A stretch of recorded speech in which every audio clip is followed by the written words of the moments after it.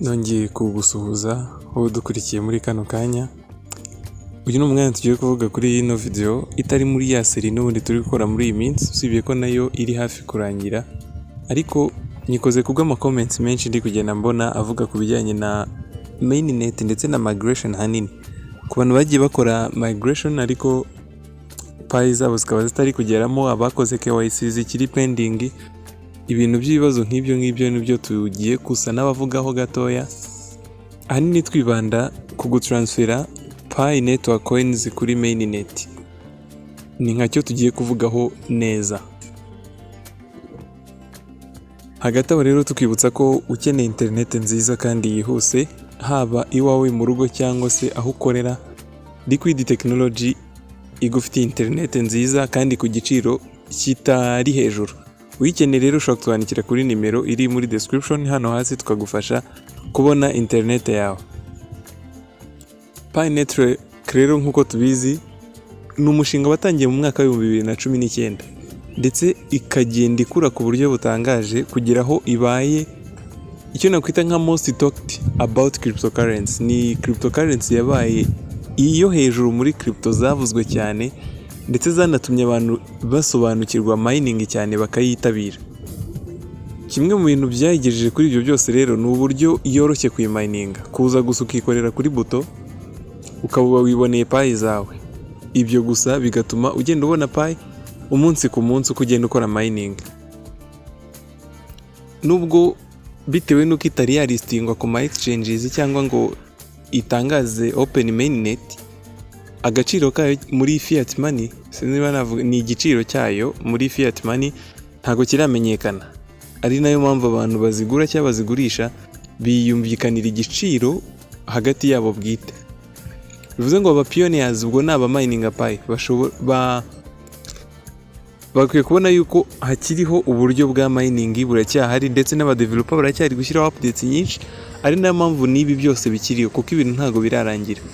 Muri kino kiganiro rero tugiye kwiga cyangwa se kurebera hamwe ibigendanye na mining kuri Mainnet, ziriya steps 8. Mbere yuko rero dukomeza tujya kure kuri Mainnet, reka tubanze tumenye ubundi Mainnet ni iki cyangwa se main network mu magambo arambuye. Mainnet ni nka platform aho transaction zose za Pi zizajya zibera.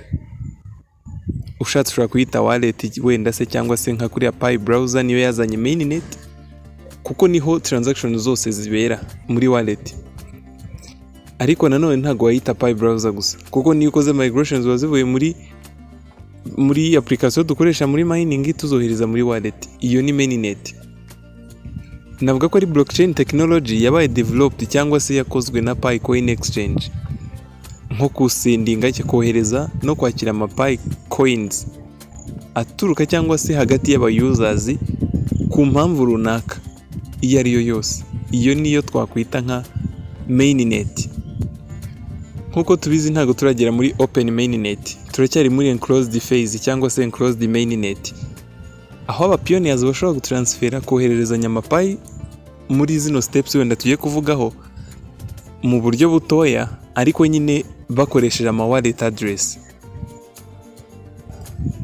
Kimwe mu byiza byo kuba wa transferinga Pi zawe muri Mainnet, ubwo ni mu gihe wamaze kuzuza ziriya steps zose cyangwa se n'impamvu ugomba kuzuzuza kugira ngo accessing Mainnet, nuko mu gihe wamaze gutransfera zageze muri wallet uba uri free yo kuba wazikoresha. Ubwo ni uburyo nyine bwo kuba wakora ama transfer.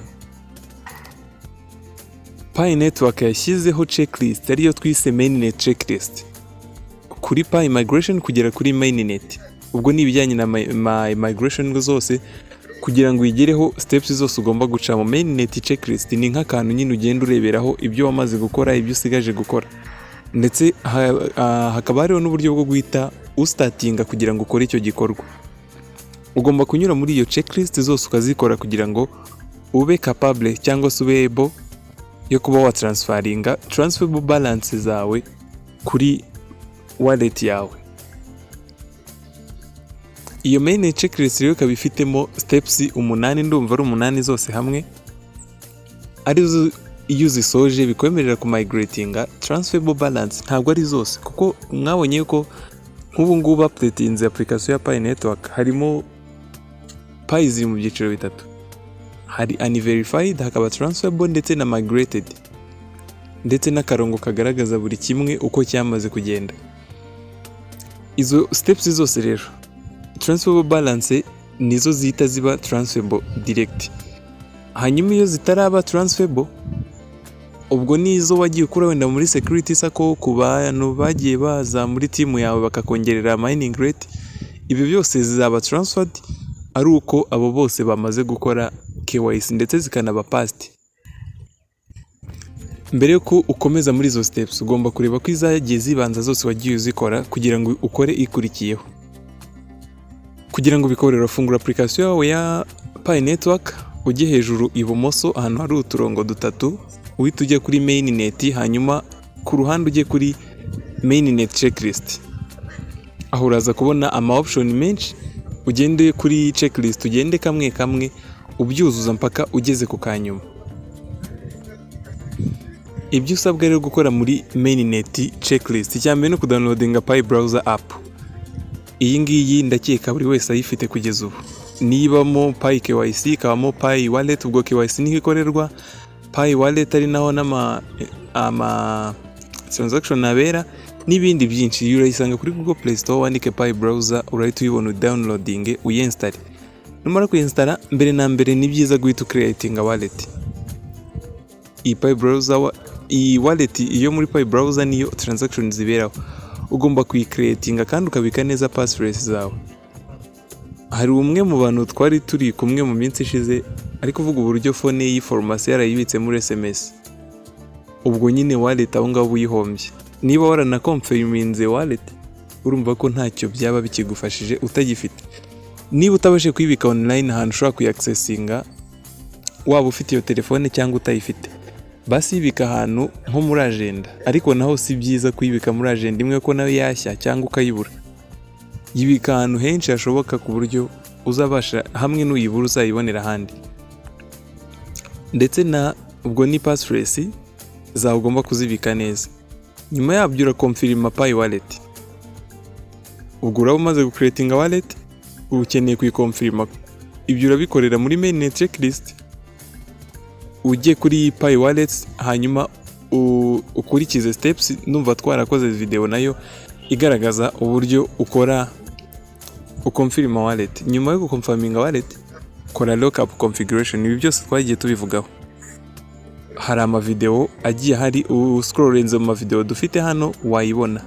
Icya gatanu rero submitting KYC yawe, application ya KYC. Utegereze result.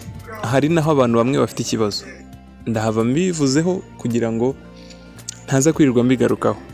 Niba warakoze KYC, hari igihe wenda haba harimo ikibazo uyikora, hari igihe wenda hari utuntu twaba twaragiye tuburamo, hari igihe bahita baguha kugisubiramo. Ariko mu gihe utayibonye, hari n'abayitegereje imyaka 2 batarabona uburyo bwo kuyisubiramo cyangwa ngo ibe approved. Icyo ngiki gisubizo gihari ni ugutegereza, byo nta bindi. Tukareba yuko hari icyo bazabikoraho. Nyuma y'ibyo ngibyo gutegereza KYC result, niba approved uzasinya acknowledgement kugira ngo wakire tokens. Numara kuzisinya, hazabaho migration to Mainnet. Aha naho ariho abantu bafite ikibazo. Abantu bakoze ibi byose basinye contract ariko migration yaratinze. Hari ikibazo kimwe twabonye kiri gutuma abantu migration zitinda kenshi. Niba ibi byose warabikoze kandi neza, ukaba warategereje migration ntizigere muri wallet yawe, suzuma security sako, kuko abantu bari muri security sako yawe Pi zizaba transferable kuri Mainnet ari uko bamaze gukora KYC nabo ndetse zikaba passed. Niba uzi ko ufite abantu benshi muri security sako yawe batakoze KYC, ubwo nyine umenye yuko zizaba migrated ari uko nabo bamaze gukora KYC ikaba passed. Abo nzi bagiye babigerageza byarakunze, nawe wenda ushobora kubigerageza, si ngombwa kubakuramo bose, ariko abuzi bayikoze wabarekeramo kuko biragufasha n'undi gukomeza kuzamura mining rate yawe. Ariko niba uzi ko barimo batarazikora, ushobora kuba bakuyemo nk'umunsi umwe wonyine urahagije kuba zamaze kuba transferable, hanyuma washaka ukaba wazisubizamo. Bya biri rero twari tugiye kuvugaho, ndizera abari bafite icyo kibazo cyane cyane cya migration ubwo byaba byiza batubwiye muri comment nyuma yo kubikora byagenze bite, kuko abo twabashije guhura bakabikora byabashije gukemuka, nawe ushobora kubisuzuma nyuma wenda ukazabisubizamo kugira ngo ukomeze uzamure mining rate yawe. Ni byiza ko wazaza ukatubwira muri comment se wowe byagenze bite, byaciyemo se bigeze he. Turabashimira rero mwese twabanye, yari Robert nk'ibisanzwe muri Staro Technology, naho butaha mu zindi video.